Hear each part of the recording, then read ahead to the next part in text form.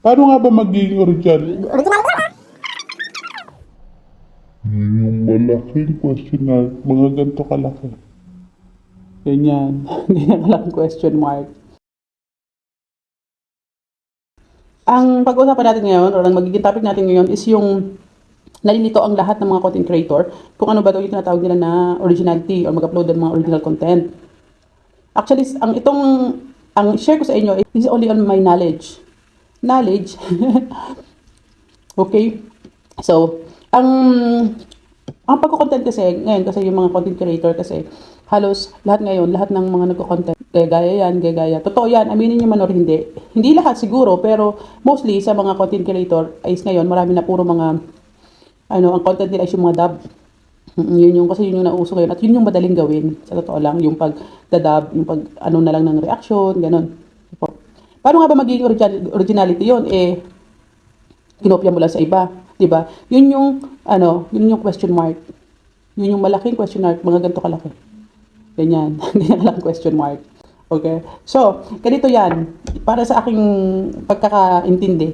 Okay? Disclaimer, iba't iba po ang kahulugan ng pagiging original content dito sa social media. Okay? So, ito po ay base lang sa aking kaalaman.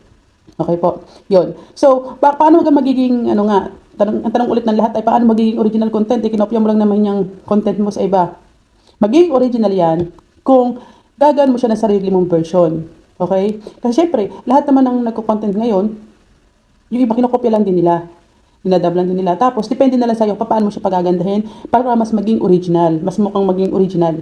Yun tinatawag nila na version mo. Kaya nga sinasabi na, original. Kasi ikaw yung gumawa, ikaw yung nag-front sa camera, ikaw yung nag-dub. Kaya mas nagiging original siya.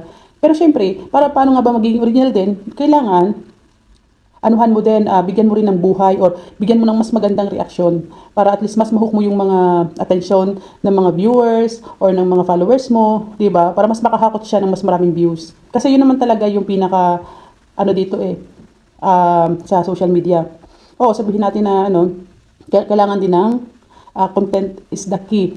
Totoo yun din yun. Kasi yung sinabi ko dati na, content is the key plus engagement. Okay, doon tayo. Kasi syempre, kung hindi ka rin mapapasinin ng content creator, di ba? Ibang content creator, totoo yun. Pero syempre, lalagyan mo rin ng magandang content.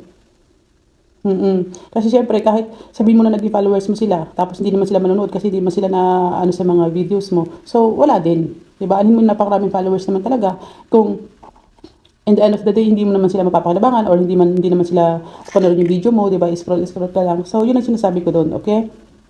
So, yun, balik tayo sa topic natin na yung pagiging original content is yun nga po. At, syempre, especially kung yan is may sound, kung di ba gumagamit naman kayo ng mga apps, yung pag-i-edit, pwede nyo rin siyang gawaan ng, baguhin yung pitch ng boses ng kumakanta. Di ba? Para huwag siya makapiright. Yun din yun. Pwede kang gumawa pero babaguhin mo yun para at least, Tapos, isa rin doon, pwede mo siyang lagyan ng disclaimer, yung nakalagay na, I hereby, ganun, keme. Yun. Okay? Yan lang po. So, sana po ay malinaw sa inyo na ang pagkakaroon ng original content or sinasabi nila ng original content is huwag kayong malilito o sabihin nila na kinopya mo lang yan sa iba. Okay? Gawa ka ng sarili mong version. Kopyahin mo man lahat ng content nila, walang problema doon. Basta at least, ipakita mo na ang content na gagawin mo ay talagang kaya mong i-deliver na maayos. Ayan lang po. Salamat.